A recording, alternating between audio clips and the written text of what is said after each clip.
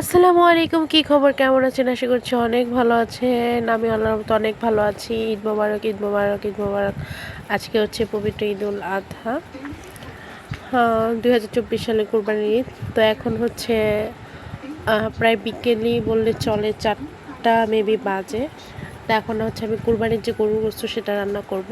আমাদের কোরবানি দেয় নাই, সমাজের যে গোস্ত পেয়েছি সেইটা। সো সেটা এখন আমি রান্না করব। এত গরম, আমি মাটির চুলায় রান্না করতেছি আর কাঠের জাল দিতেছি। প্রথমে তো ধরাতে পাচ্ছিলাম না।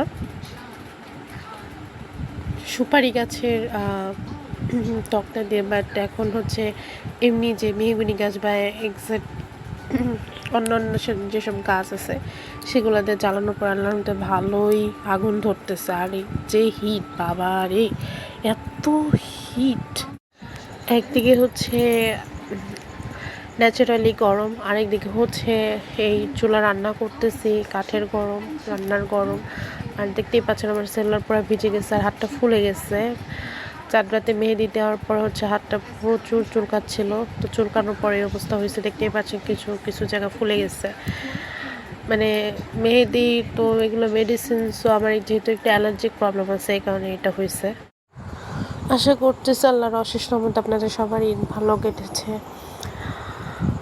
আর এই তো তুলসী গাছ বোনা হয়েছে, আর করলা গাছ তো আমি কাটাকাটি করে পানি ফেলছি, সেখান থেকে আল্লাহর মধ্যে বীজ হয়েছে। ইনশাল্লাহ খুব শীঘ্রই ফুল ধরে, করলাও ধরবে।